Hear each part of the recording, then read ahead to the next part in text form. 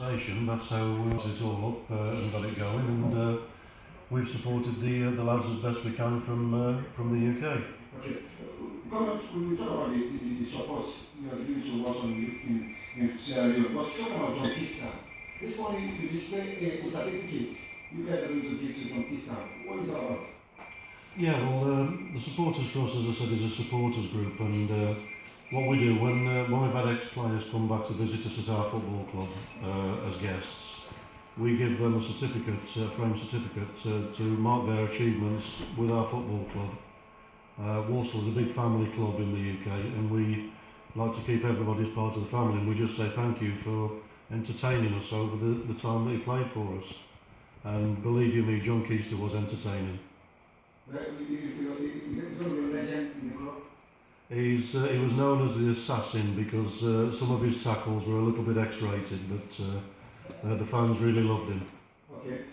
Still, look at the equipment. This morning you are just displaying some of the equipment given to you from fans in the UK or from the club itself also? Well, we've had a selection. The guys know that we're involved with the SL, and a lot of the Walsall fans know about the team in SL, and there's great interest in the fact that we won the cup final 4 weeks ago, which went down very well. But what we do, we collect. In the UK, we've got a very disposable society. People wear things and change them, never use them again. So all I've said to the fans is, if you've got anything that we can take to send to Sierra Leone, we've got a friend Abdul who has a container, and he allows us to ship things over. And we get kit, we've got training equipment, we've got footballs, and we've got a lot of kids stuff on the next container that's coming in.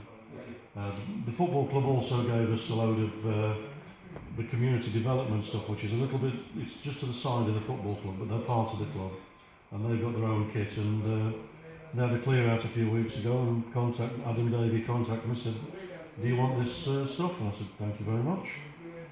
Okay, still I'll come to you again. Alex, that's just a quick one. You know, my possibility to be in the team, and I don't think that was the answer. I was also about to talk to you. Look at the relationship between Unai and Walsall and the UK. How do you talk with it? I see that we get a very good relationship with them. As they say, we are just one big family now. When we say Walsall, it just happens to say we are Salone, then in the UK. But we all are just one big family. We get a very good collaboration with them. Of course, Steve, Naya, and Margaret, and then two the coordinator affairs for we back in the UK there. So all we communications they go through them, and then they channel everything for we back in the UK. Any information we get now we get for share, they share them with them. Then they share them with the supporters and the club as well. But we get a very amicable and a very friendly relationship.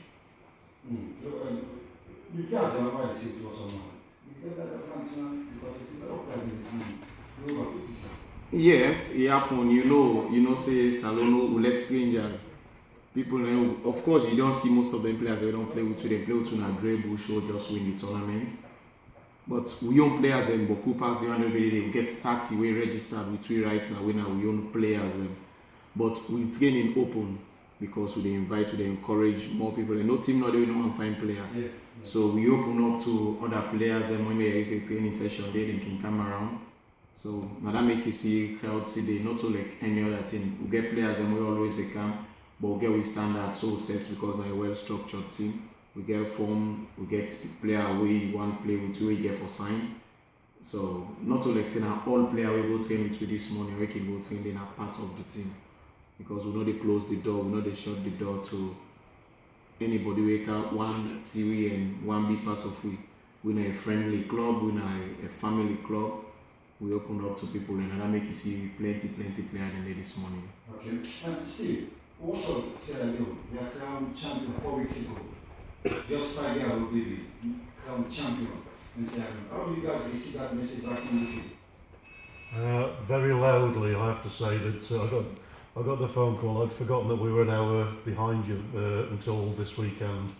And I was panicking because I hadn't heard anything about the score. The semi-final was interesting, of course, because that's always the important one, the semi-final, because nobody remembers a losing semi-finalist. Yeah. But when all I got was screaming down the phone, "We qualify, we won, we win!" And it was so nerve-wracking being so far away and not being able to do anything. And again, once we got to the final, that's a very important step for the club because it was the first cup that we'd ever won. And I really loved having my photograph taken with the cup and the coach's medal this morning. And it means so much even to the lads in the UK, the people that are watching. They're all sending good wishes before the final. They're all all happy because we've won something, because in the UK Walsall don't win a lot in trophies. So for the SL guys to win a trophy was absolutely wonderful. Wow, that's very much awesome. Okay, Steve, let's look at the bigger picture of what's on inside here. Are you guys going to just station it on recent equipment to the clubs, or are you receiving these players from UK? Walsall, Sierra Leone to Walsall, UK? Well, it's something that Alex and I were talking about earlier, and it's very, very difficult to get players into the UK. The only one in our setup at the moment that's come from Africa is a Sierra Leonean guy called Amadou Bakayoko. Okay. And he's one of the few players that's not come through our system from sort of the age of 11, because they get you into the academy and then they work your way through the academy. It's very, very difficult to get players in. In a short term, Alex and I have been talking, and we think that the way forward first, this club is not this is not a quick fix. Okay. We're there for the duration. It's a long time project. Yeah, what we're doing now is we're building the foundation. Okay. These guys are the foundation of the club. Footballers come, footballers go. Okay. But the officials they are the cornerstone.